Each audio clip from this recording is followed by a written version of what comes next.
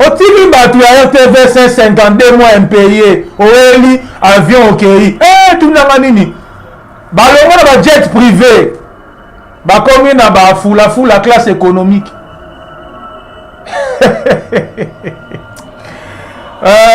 Katumbi était important. Mais tout le monde a bungi. Bon, quand on connaît pour les réseaux sociaux.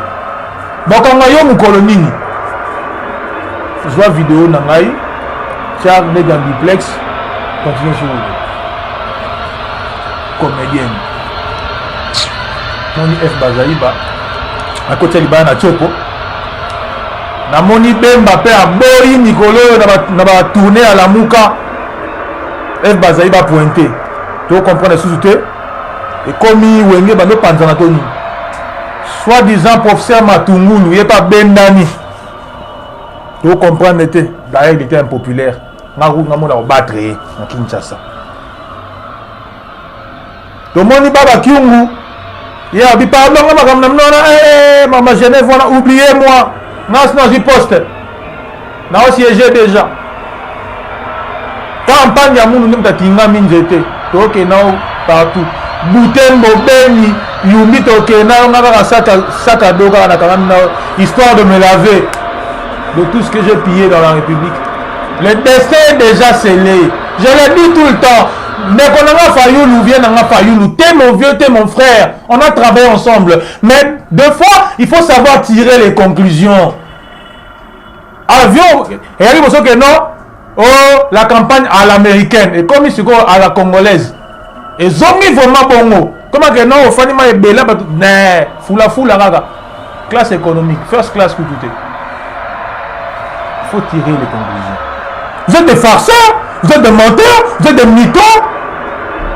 L'Afrique c'est ici qu'on doit reconstruire nos républiques, nos États. Revenez ici. Mais, Nalani, aventurier Moroboé. Boni Misangana Robenga est aventurier. Puisque on ne peut pas permettre l'élo, même Fachi avec Hazard au pouvoir, quel que soit, ou bien même, Fayou Lagui au pouvoir, nous avons imaginé qu'un comique a fini à président de la République, tant que tout le monde nous, 100 jours n'a été. Un monsieur Moroboué, ce qui, professeur de gastronomie, qui vient insulter un président de la République, de ma République. On doit vivre en harmonie avec dans les valeurs. La crise des valeurs engendre toutes les crises dans la société. La crise des valeurs. On veut insister sur les valeurs. On doit vivre ensemble. On doit avoir un destin commun. Franchement, il y a décadence de mentalité. Il y a décadence des valeurs. Moi, personnellement, je me dis, la racaille qui passe le clair du temps à YouTube, c'est pas ça la vraie diaspora. Puisque la vraie diaspora, à ça concentrée, intelligente, réfléchie, pense au bonheur du Congo, pense à l'avenir du Congo. Même à Tindaramon, au Congo. La plupart de ces gens-là, YouTube, même dans des actions sur le terrain, il y a la société civile, il y a un mouvement citoyen, Tindaramon,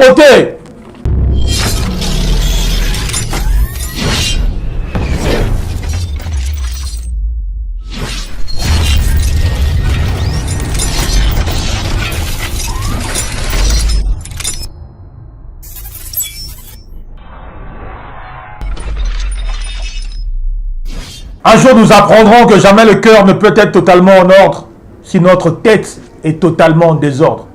Dixit Martin Luther King. Mesdames, mesdemoiselles et messieurs, bonsoir et bonjour. Tozongi sous le lot pour l'émission Nabiso Totelema. Totelema, magazine, il y a éveil des consciences, réveil citoyen, éveil patriotique. Nous sommes sur Kinshasa, en République démocratique du Congo. Ah, toi, on a Paris, toi, on a Bruxelles, toi, on a cuisine, moi, tu bombani, tu moi, Cameroun, finga. Non. Ah, toi, on a Kinshasa, en République démocratique du Congo. Le combat sur le terrain, le combat continue, le combat s'accentue. Mais le combat responsable, le combat intelligent. Pour un Congo meilleur. Bandeko, au Radek suprême, le guide suprême. Tout le guide parce que c'est le mouvement citoyen, bimi, belé, le lot, activiste, le lot. Bakolo nango baza, boyebi. On ne trompe pas l'histoire. On va trafiquer à l'histoire. Le guide suprême. Le rap engagé. Au moins, le rappeur engagé, comme il est le belé. On ne savait pas le succès. Boyebi li solo. Mais tu as dit, on a mingi te lelo boyebi lo toyeli. Là, il y a un dérangement à 4h, 3h du matin. Bato bazo benga, bazo lela, na photo, bazo ganga. Radek pona nini, Radek, comme il mouton IDPS, Radek au trahir. Na trahir, nani, na sali nini, na bomi nani, na koteli nani. Non. Biso to tambola na tout droit. L'église au milieu du village. La vraie église, nous ne sommes pas des partisans, nous ne sommes pas des fanatiques. Fanatique à Nani. Yafachi, non? C'est un camarade politique. Tobundi n'a place mort sur le terrain. Il a fallu l'ouvrir. C'est un camarade politique. Combien de fois on a travaillé ensemble? On a mené des actions ensemble. Peut-être que non, il y a des opportunistes qui sont en train d'approcher Martin et Fachi Lelo. Nous ne sommes pas des opportunistes. Nous avons une vérité. Nous vérité. Dossier à l'île, dossier. Il y a asile politique, il y a des réfugiés. Il y a des réfugiés. Il y a des réfugiés. Munda, comme ils copent. Tu ne vas pas dire comme ils copent et les mbatter. Que vous m'aimiez ou pas, dans le bas. Hein? Non, dans le bas. C'est le travail au Naï. Naïla n'a pas kilo. Nous avons appelé ça Naï. Moi, Kolobao, Batubala, Nanga, moi, Mingi, Opona, na Sakola, na Fungola, na Panzanta, Kendenga Yalaka. Tu vois, Yoko, il n'a pas de nini. Là, on a attaqué les musiciens. Vous allez d'accord. Sumba, valeur négative. Vous allez d'accord. Là, on a attaqué les pasteurs. Vous allez d'accord. Là, on a attaqué les Kabila, on a tenu la prison. Vous allez d'accord. Tu vas cacher dans côté. Vous allez d'accord. Bahane, vous allez d'accord. Là, on a attaqué les professeurs à l'université. Vous allez d'accord. Là, on a attaqué tout un système. Vous allez d'accord. Si quoi, le nom, l'hypathèque, quoi, il chez Bino, on a comme Moutoumabé. On a comme corrompu. On a comme collabo. Mais non. Soyons sérieux, soyons honnêtes. Soit on est bâtir une république, on tient sentiment la pemeni. Parce que là, on va mettre un missile, là, on va mettre un tomahawk, on va mettre un master misusu. Pire. Mais on ne peut rien faire. C'est ça que la dignité, il y a un mot cannabis, il y a Congolais, ou bien qu'on dit mal aux pauvres, la honte. T'as la cause de la réfugié, c'est pas digne. Et la dignité, et la dignité, réfugié, et la dignité, ah, bon Nico, bozonga batu, tu as dit que asile est la COP. Mais, non bien, beaucoup de gens na côté la fachi. Sur base de quoi la côté la fachi? Na ni Moulouba, ni membre IDPS, ni Mungala, ni Moutabandu, na Congolais. Ce qu'on a côté sur base de quoi? Toujours la vérité. Ma béni a sali à l'objet que l'exil c'est fini. L'asile politique c'est fini. Bozonga na mboka. Mais na lobi bino kaka bino ba mboka diaspora, bokomi ko benga 3h, 4h, 5h du matin. Bébé de vue dans la tête. Papa, on t'appelle. Dans la 3h du matin, l'homme c'est un bébé. Bazo benga. Mais le président a sali ma benni parce que alors dit que bozonga na mboka. Le combat est la Guinée. Mais le président a Ghana le mais pourquoi à Ghana s'emporta contre des diasporas ghanéennes et s'emporta contre l'été? Mais pourquoi vous comme agité depuis la bête vidéo na chaîne à Mounene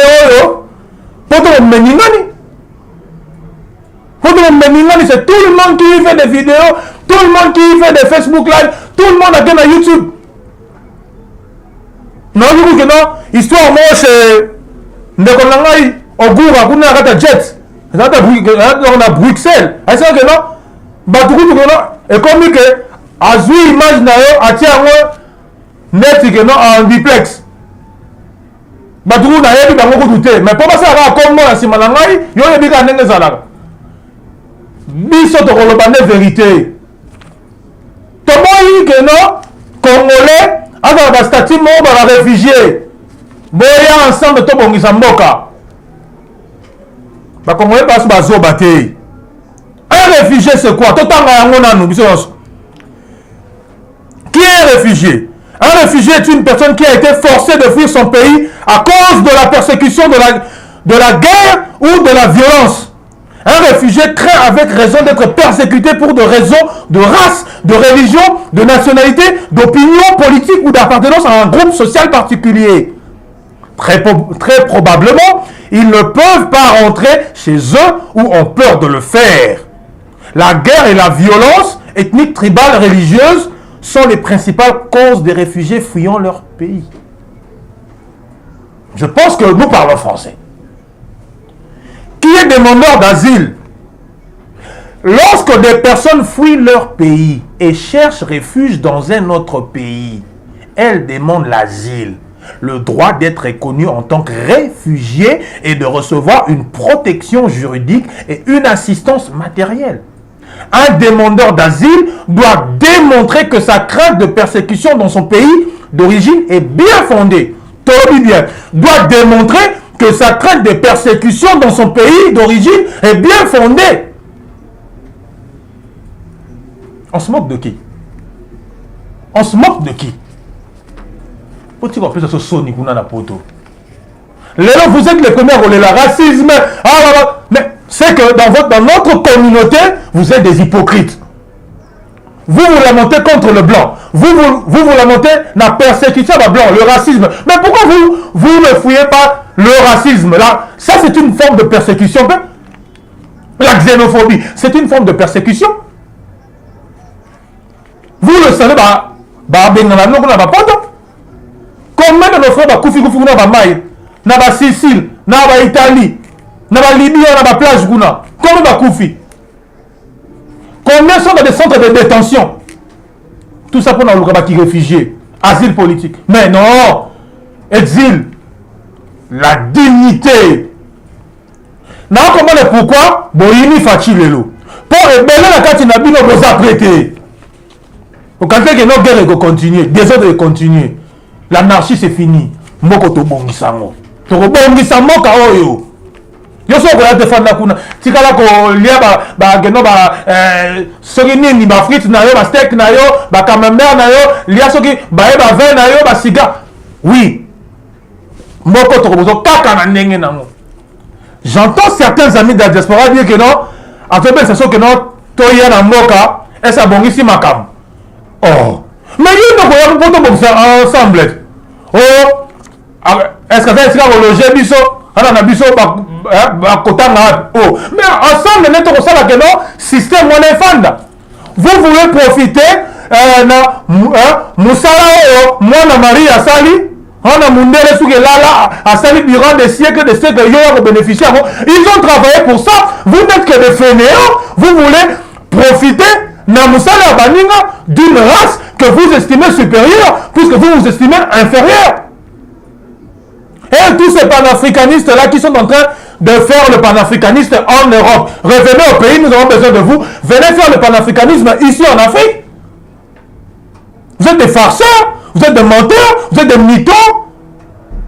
L'Afrique, c'est ici qu'on doit reconstruire nos républiques, nos États. Revenez ici. Mais, Nalani, aventurier Moroboé. Boni Misanga Nagobengaï, aventurier. Puisque on ne peut pas permettre l'élo, même Fachi au pouvoir, quel que soit, ou bien même, Faïl Agui au pouvoir, nous n'avons maté qu'un comique. Afrique, président de la République, tant que tout le monde nous, 100 jours n'a été. Un monsieur Moroboué, ce qui professeur de la gastronomie, qui qui vient insulter un président de la République, de ma République, de mon peuple, un président de mon peuple, qui vient insulter le président de Fayoulou, qui vient insulter le président de Bibi Kapinga, qui vient insulter le président de Ngwanda. Non! Nous avons un problème dans notre communauté, dans notre société. C'est un problème de valeur. Nous avons inversé les valeurs. Essayons d'évoluer, mes chers frères. Nous avons inversé les valeurs. Aucun peuple ne peut survivre sans se fixer des valeurs. Les valeurs positives, les valeurs.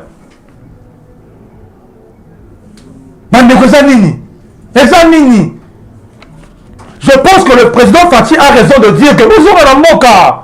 Venez, essayez de renforcer. Mais pourquoi vous paniquez? Combien il y a des milliers de vidéos et ça les mis. Vous avez pour mon toit après. Aoya. Soro bongi sadi Oroya. Soro bongi sadi vraiment ma solo pardon. Oroya. Vous apprêtez. Vous voulez théâtre et continuer. Et comme ça que non era musala.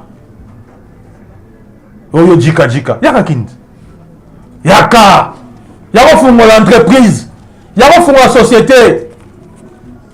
Awa tropé sa OCP sa vite. Oro bundo ko luka la mutoki na yo. Pas question de fainéant.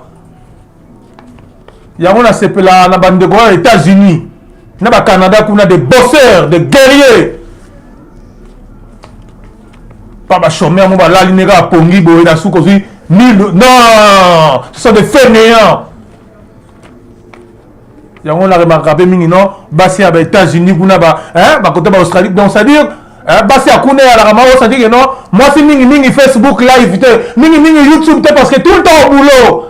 Mais basé on a vu sur la Belgique, France, pardon, la Schengen partout. Bon, mingi vidéo trop, Facebook live trop, parce que, bah, quand la Rama, on a l'allocation familiale. Dans la location familiale, dès que tu as 3, 4, 5 enfants, alors tu passes le cœur de ton temps, il y a un salir Moka, il y a un salir la République, ton tous les mélamino, ça doit cesser. Qui combattent les réseaux sociaux, il faut ici là, c'est moi Radé qui le dit. Mais tout le monde est bundi. Bon, quand on connaît les réseaux sociaux, bon, quand on connaît je vois vidéo nangai. Tiens, né dans duplex, continuez sur l'eau. Comédienne. On doit vivre en harmonie avec dans les valeurs. La crise de valeurs engendre toutes les crises dans la société. La crise de valeurs. Nous avons insisté sur les valeurs. On doit vivre ensemble. On doit avoir un destin commun. Franchement, il y a décadence de mentalité, il y a décadence des valeurs. Moi, personnellement, je me dis, la racaille qui passe le clair du temps à YouTube, c'est pas ça la vraie diaspora. Puisque la vraie diaspora, à ça concentrée, intelligente, réfléchie, pense au bonheur du Congo, pense à l'avenir du Congo, même à Tindaramon au Congo. La plupart de ces gens-là, YouTube, même dans des actions sur le terrain, il y a la société civile, il y a un mouvement citoyen,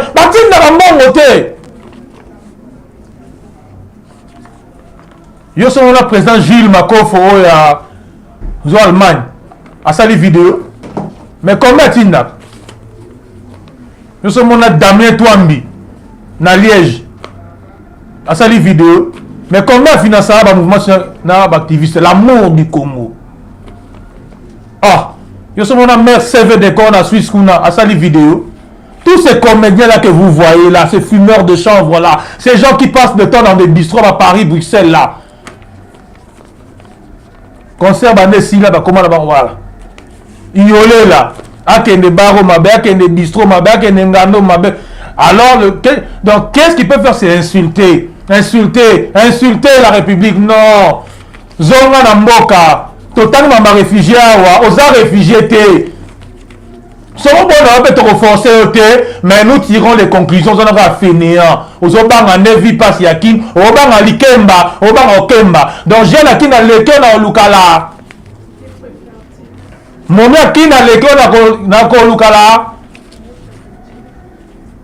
nalandi mutu mosusu boke no moto ake na tina préfecture akende se renseigner azolenga ekomi d'accord oh mama azala kimia avie koya kozwa na makasi te zala no kimia bozopanike nini ok pas mon kuna ta préfecture oh makambo réfugié politique PC panique oh je te comprends que nous on a un système wana zala kimia so ko ya te to comprendre que tana ne lo côté na kina to comprendre que yo ndimi no CPS à vie to comprendre que yo lingino mbonga chômage to comprendre que yo lingino mbonga CPA il y a un truc il y a l'allocation familiale to comprendre yo lingino que non chaque nanyo ke na kuna na cantine aux loso mafuta ofele olambi to comprendre na biso to yebi poto nous connaissons les joueurs et nous connaissons leurs jeux on connaît les joueurs et leurs jeux boti ko sa biso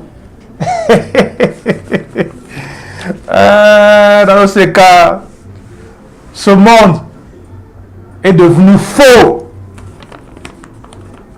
et ces gens-là que vous voyez la plupart de ces 10 ans combattants ce sont des faux, des fous et des phobes. Non, comme si vous avez comme il m'a fait, ma prison, ma cachot. Dis, messieurs, Zonga Moutouko. Zonga Moutou. Tu sais combien de gens la diaspora congolaise n'est pas que ces aventuriers-là qui passent dans les réseaux sociaux. Non, c'est la crème. Oh, la zadi silencieuse. On est pas bunda dans la Human Rights Watch, tout ça, Amnesty International, les Amis des Nations, partout. Oh, bah ça va, que non, bah, makelele, oh, bah, pas que Batouana. Yo, ça veut dire parce que dit que le nom de Radek sur une vidéo et que ça la nombre. Oyebi a mon nom Zawana. Puis oyebi que na terrain au kokate. Oyebi a mon bien. On a peuré, on a terrain, on a peuré. On va dans la gare du Midi, la gare du Nord. Après, on sait qu'ils combattent pour Lingi, Bassi, Batoke, au Baébok. Fin mission. Zaka Bongo, t'occupé au thé. Président Fachi, Félix Antoine Tshisekedi, le président élu. Et ça passe, hein. Maintenant, on a balobi soki bo mesana. Côté on a babi to mesana te. Mais neti, basi ba komo mesana déjà. Pour namoni F Bazaïba à côté libana na chopo namoni Bemba pe aboyi Nikolo na ba tourner à la muka F Bazaïba pointé to comprendre sous-te et comme wenge bando panzana toni soi-disant professeur Matungulu yé pas bendani to comprendre te d'ailleurs il était impopulaire ngamona battre na Kinshasa to moni baba Kyungu.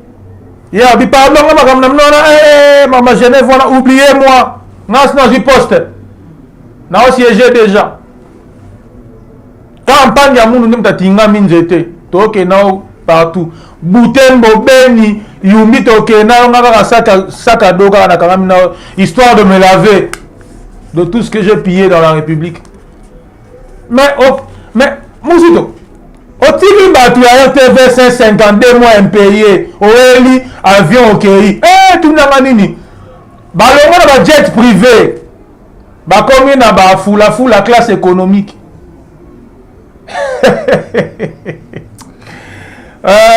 Katumbi était important.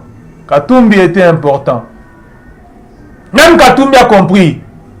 On ne peut pas miser sur un cheval non partant. Le destin est déjà scellé. Je le dis tout le temps. Nekonanga Fayoulou vient Nanga Fayoulou. T'es mon vieux, t'es mon frère. On a travaillé ensemble. Mais deux fois, il faut savoir tirer les conclusions. Avion, et il faut que non. Oh, la campagne à l'américaine. Et comme ici, à la congolaise. Et zongi vraiment bongo. Comment que non, au fanima est bella, fula raga. Classe économique, first class que tout est. Il faut tirer les conclusions. Ce qu'on remarquait bien, mais moi ce que je peux dire, la constat là, Bamiti est comme organisé, ce n'est plus contre Félix Antoine Tshisekedi. Fayoulou, le fait qu'il a été fabriqué à Genève, il veut maintenant doubler Bemba et Katumbi. Puisque la crainte maintenant est allée que Nani Moutakoza la leader opposition. Alors, il faut déjà qu'on maintienne le statut déjà à succès. La créature veut doubler ses créateurs. C'est ça le deal. C'est ça le deal. Pour la minute, on est convaincu que le président Naïe, Fachi, a comment ambassadeur Migolo, Bafani, n'a pas accord diplomatique, tout va développer déjà. C'est une façon de légitimer déjà. Il y a un média, il y a le coup de médias occidentaux, on a créé un tox, et créé vérité des urnes nango. Moi, le 23 février, je vais faire comme Kémy Seba. Toutes les effigies, il y a RFI, dans la France 24. Tous les journaux, il y a Le Monde, Le Phare, le Canard enchaîné, le Monde de Poste,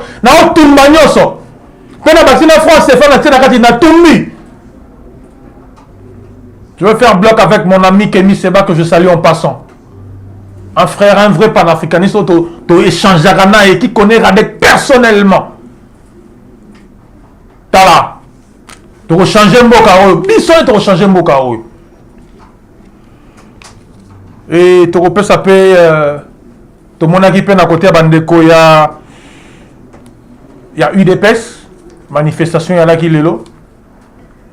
Ngai, nako tourner ming autour, il y a un discours. Mais non, c'est un grand parti qui a milité pendant 37 ans. Des gens sont tombés, des gens ont été arrêtés. Il faut reconnaître un monde mingi. Ça commence à déranger.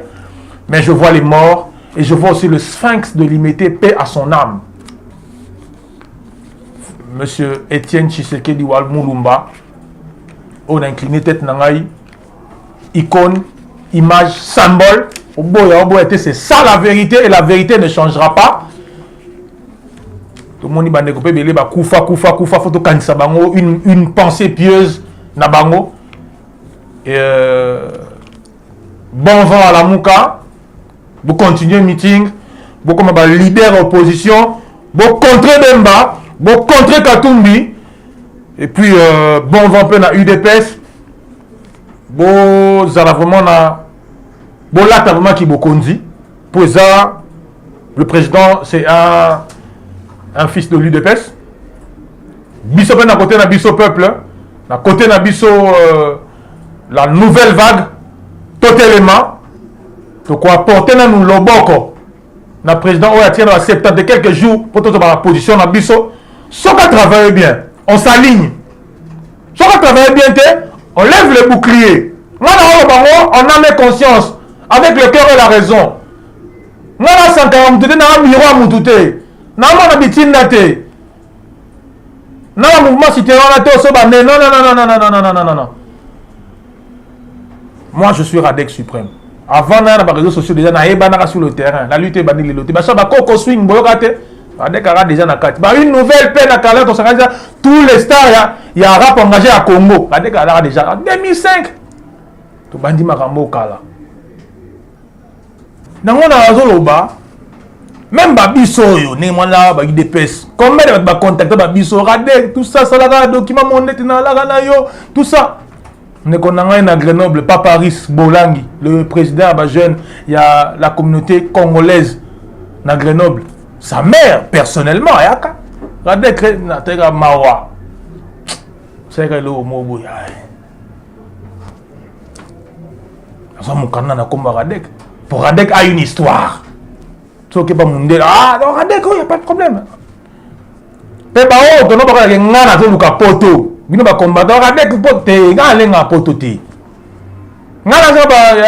y a un activiste puisqu'il vient de la galère. Non.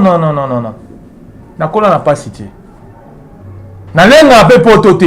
Pour moi, dossier mais ce n'est pas ça l'idéal. Comme Kadhafi, je veux mourir sur mes terres. Tu n'as pas que poto, mais ce n'est pas important. Je ne serai pas un réfugié.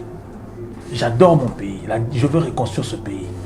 to bengi bandeko bona poto boy oyo azo bande l'autre côté à répondre appel wana aya to fandisa masolo to créer ba conditions viables pour na bana na biso parce il faut totala mingi le futur mais ko finga jalousie haine ko critiquer musana le bandi ko tunanouté les institutions fandi nanouté vous voulez juger quelqu'un durement non wana de côté les melabino il n'y a que des individus anormaux qui font aux autres ce qu'ils redoutent qu'on le fasse.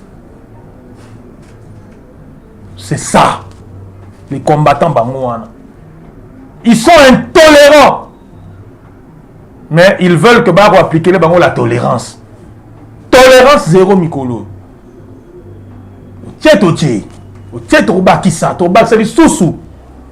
On doit répondre aux attaques. Fini la récréation. Nana kanda mabe, nana kanda. Pour mon pays, je lèverai le poing, je me battrai, je lèverai le bouclier, je me battrai.